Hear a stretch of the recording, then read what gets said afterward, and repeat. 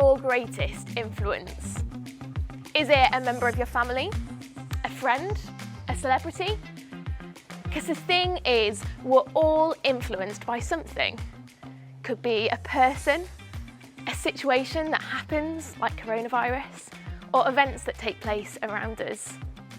History's influences include Philippe Cahn, the inventor of the very first camera phone, or another Cahn, Bob Cahn, and Vint Cerf, who invented the internet. Can you imagine a world without it? The popular American Time magazine released a list of the most significant figures in history. And do you want to know who topped that list? It was Jesus Christ. He is arguably the greatest influence who changed history forever, and the lives of millions since. One of the most striking examples of a life totally transformed and turned upside down by Jesus is a guy named Paul, who lived 2,000 years ago.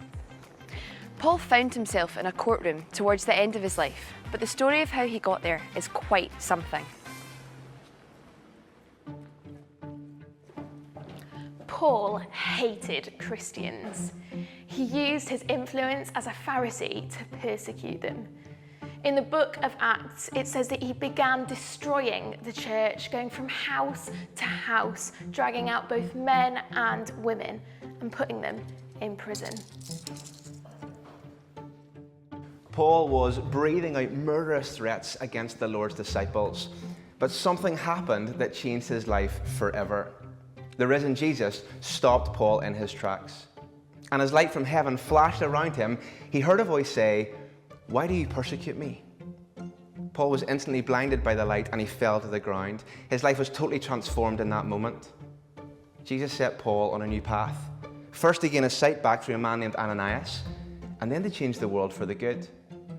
Now, we may not be as blatantly against Jesus or had as dramatic a moment, but we have to ask ourselves the question, would we have forgiven Paul today as Jesus did?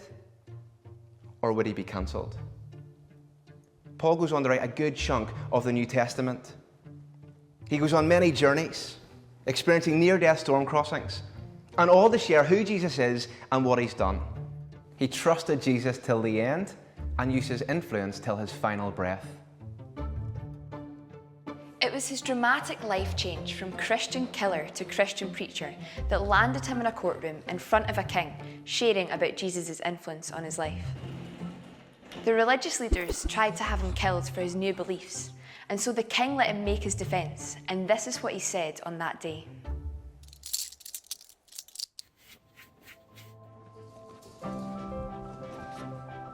I am so fortunate, King Agrippa, that you're here today to hear my defense against these accusations made by the Jewish leaders. It is true, I am a changed man. I used to do everything I could to oppose the very name of Jesus. I caused Christians to be thrown into prison. I cast my vote against them when they were condemned to death. I even so violently opposed them that I chased them down in foreign cities. But my life has been turned upside down. This same Jesus who God rose from the dead dramatically met with me and spoke to me. I was terrified when I heard, "I am Jesus, the one you are persecuting." In that very moment, I knew just how wrong I'd been. "Now get to your feet," he said, and then asked me to use my influence in a new way. And that's what I've done ever since. I have journeyed through lands, pleading with people to open their eyes and to be turned from darkness to light. I have taken every opportunity to share this good news of forgiveness of sins and the hope of everlasting life.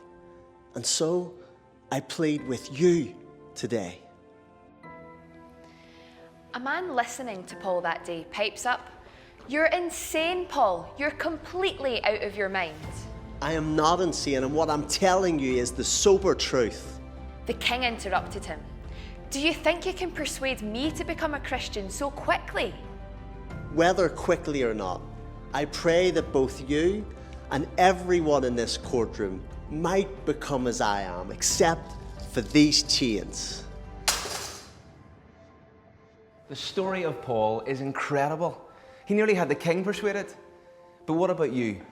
How will you respond? Will you, like the religious leaders, believe that all this Jesus stuff is just nonsense? Or maybe you might believe, like Paul, that no matter how far you've gone from God, no matter what you've done, Jesus' forgiveness is greater and can transform your life.